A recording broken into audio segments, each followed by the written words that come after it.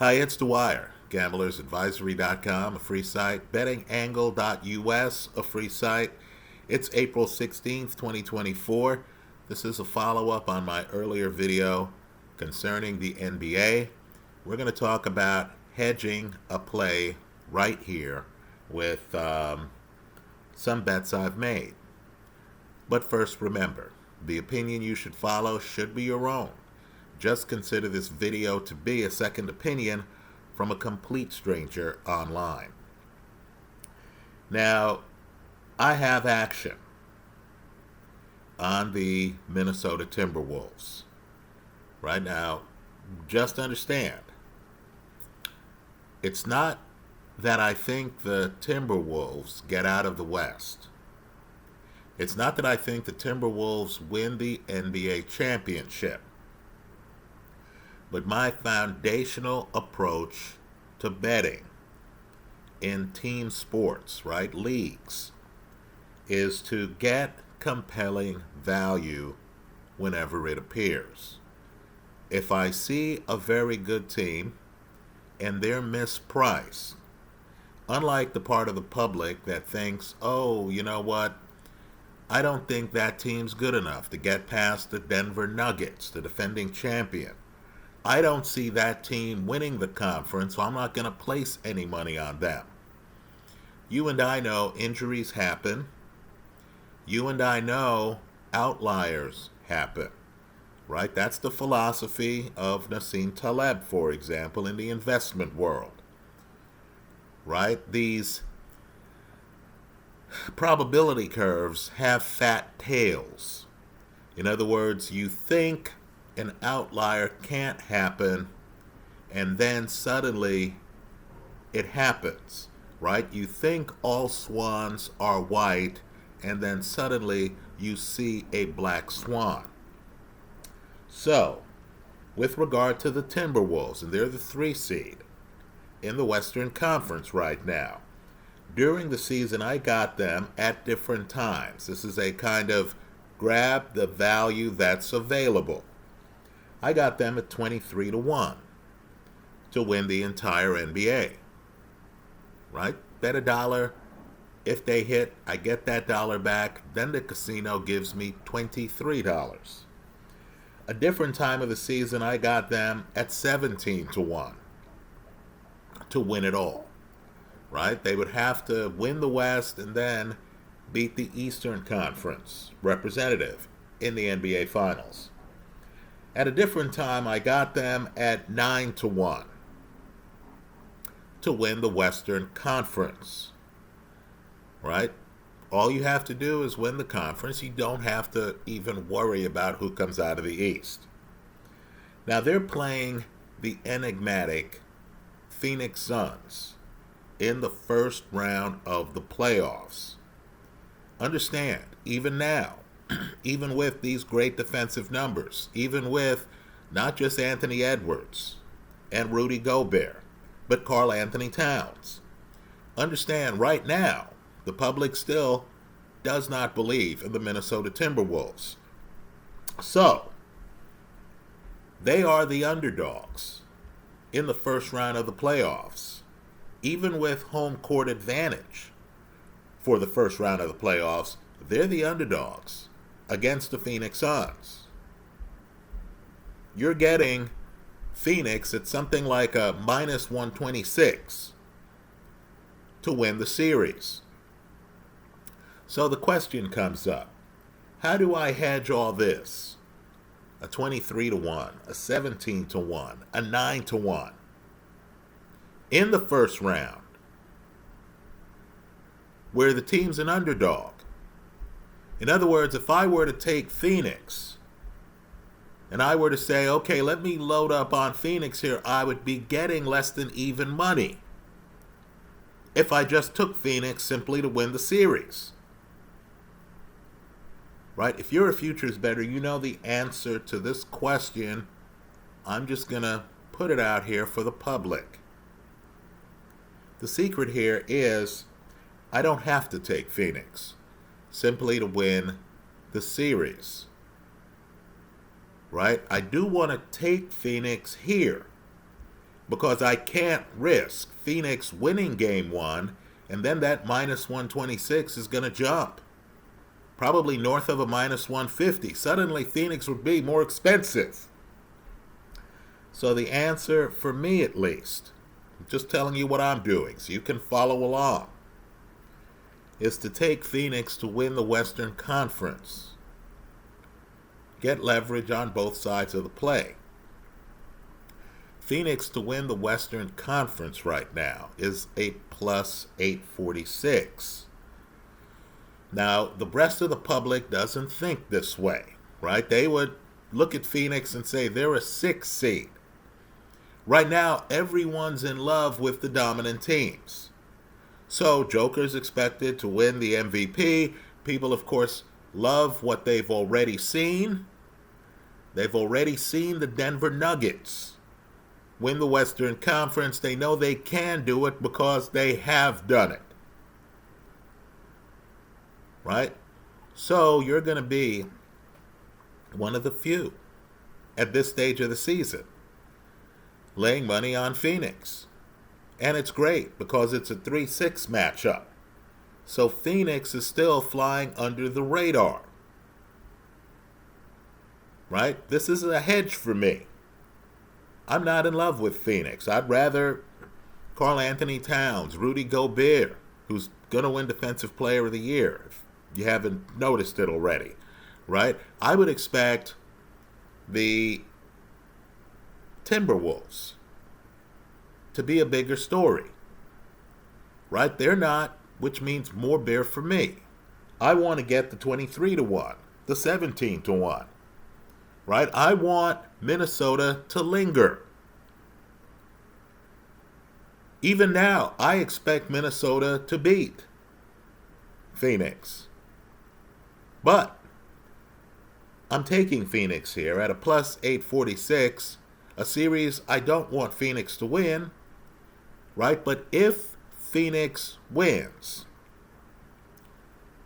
then I have leverage going into the next round of the playoffs, because somebody is going to have to win this playoff series. Right? So the goal here, when you're betting during the year on teams that are going off at compelling value, right? One of the bets I put down is for greater than 40-1, believe it or not, on the Oklahoma City Thunder, and they're the 1 seed. Right? We, the public, overestimate our knowledge of what's going to happen in these playoffs. Right? The secret here is just to keep your leverage alive. So I would have preferred, just to be blunt, Minnesota to be favored in the first round of the playoffs. So my hedge, I'd have more options. Right? I'd be able to look at Phoenix. They would be going off at much higher than even money, a 6 seed, and I'd be able to throw money on them and say, okay, someone's going to win this series. You know, I would even, in that situation, if Minnesota were favored in the series by a margin, I might even wait until Phoenix shows me it can beat Minnesota in Minnesota before putting action down. In other words, Minnesota wins game one, the odds on Phoenix would rise. I might say, hey, Minnesota looks so good in game one, let me just ride with them in game two. Keep in mind, even if they lost game two, they'd still be tied in the series, right? While Phoenix would then become more expensive rather than cheaper, I'd be able to put money on Phoenix at that stage. Here, I don't have that luxury. Here, what would be the hedge is actually more expensive than the main part of the play. So in this situation, I have to take Phoenix long to get the plus 846 to make the numbers work. Right? So just be aware on how I'm playing this Minnesota series. Understand, I'll be very happy if Minnesota wins the series. But I also want to be very happy if Phoenix wins the series. And because most people aren't looking at 6 seeds right now, and because This is really a system play for me. In other words, this bet makes itself because of the other money I have on the other team. I'm getting Phoenix at very generous plus 846 odds. Right? Just food for thought. Let me switch a little away here and let me talk about something I said in the earlier video that a viewer commented on and that a famed gambler agrees with the viewer on. Right? In talking about the Dallas Mavericks, I pointed out that I was crossing them off my list. I understand Luka is a MVP candidate. I understand that the last 5 weeks of the season after their trades, Dallas statistically has been one of the better defensive teams in the league. Right? Okay, fair enough. I understand that Kyrie, of course, has won a title in the past. Well, just understand that they're playing the Clippers, who are enigmatic. Right? By enigmatic, I mean high variance. Right? You look at a Clipper team, they could lose to anybody. Some nights, they could beat anybody. Right? You look at a James Harden. James Harden in the playoffs, we can talk about how Harden in the playoffs has lost some big games. But Harden in the playoffs has also carried the team in some games. You might recall a couple of Harden games just last year against Boston in the playoffs, right? Just understand, if you're in love, and you shouldn't fall in love with any of these teams, if you're in love with the Dallas Mavericks over the last 5 weeks of the season, just be aware that in the futures market right now, the Clippers, who are playing them in the first round of the playoffs, are going off at shorter odds. In other words, there are gamblers out there who think the Clippers have a better chance of winning, right, the whole thing, than the Dallas Mavericks. Let me just point out that one of the gamblers I follow is Doug Kazarian, right? He's phenomenal. He's phenomenal. He likes the Dallas part of the play in the first round of the playoffs, right? Just food for thought. I don't have a bet on Dallas because I don't believe in Dallas. I believe the first round of the playoffs are going to be tough. As it is, I think Dallas will ultimately fall apart when they play some of the other teams.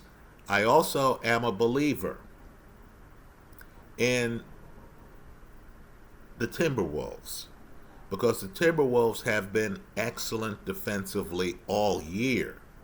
I don't have to look back at the last 5 weeks. I could look back at the last 6 months and see the Timberwolves' brilliance, right? Just food for thought, right? I also believe, too, and it's an open question, that Chet Holmgren of the Oklahoma City Thunder is much better than advertised, right?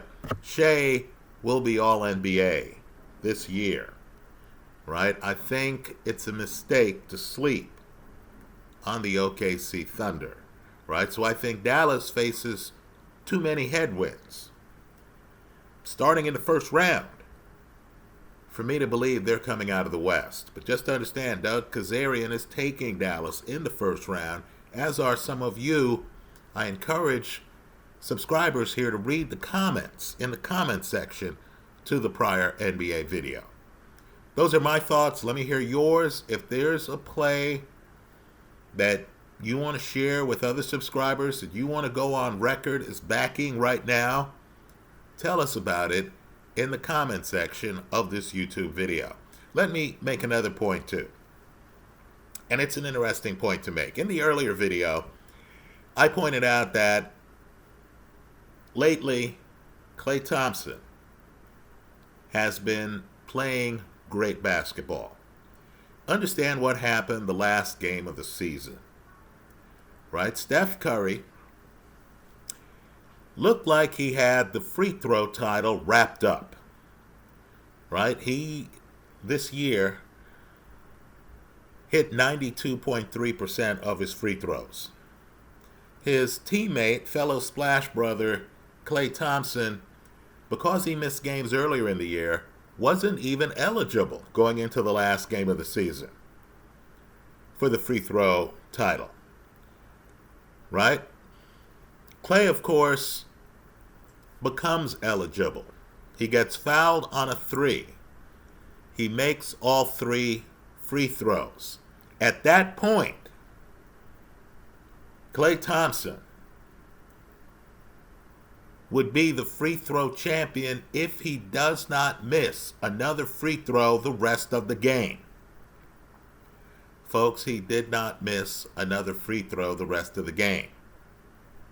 The reason it's interesting is Golden State has been such a shooter's paradise that this is the second time in recent years that Steph Curry has been beaten out for the free throw title, right, with a free throw percentage above 92% by a teammate.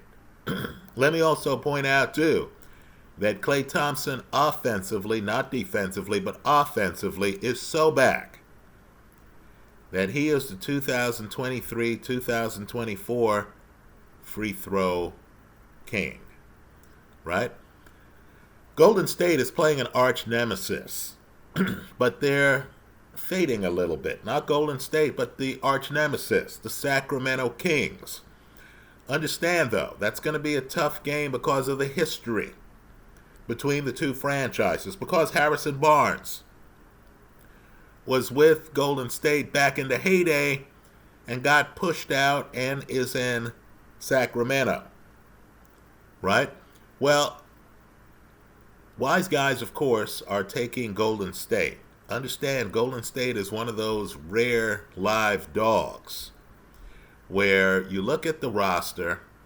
Andrew Wiggins is interesting because he's the player who plays his best games in the biggest games of the year, right? Wiggins was invaluable a couple years ago when Golden State won the NBA championship by beating the Boston Celtics. So Golden State is an interesting team to watch. We'll see if they make it past Sacramento, right? Just understand, the public has lost interest in Golden State. They're a low seed. The public doesn't realize that Curry this year averaged more than 25 points a game and hit more than 350 threes. The public doesn't realize that there's really no one to foul on Golden State if the game is close because of the free throw shooting brilliance of the team. And of course, players like Wiggins are much better three-point shooters than you think. Right? Pay close attention to the Golden State situation. Pay close attention to Klay Thompson. Understand how bad it got for Klay. Klay lost his starting position with the team. Right? Klay was on the outs. The papers in Northern California were talking about what team is Klay going to get traded to. Then the guy turns it around and starts shooting the daylights out. Right? If you're looking for a live dog, I would look at Golden State before I look at the Dallas Mavericks. One man's opinion. But understand, Golden State's dealing with the play-in. They don't have the margin of safety that the Mavericks have. If you consider a first-round series against the enigmatic Los Angeles Clippers to have a margin of safety. Those are my thoughts. Let me hear yours in the comment section of this YouTube video. Thanks for stopping by.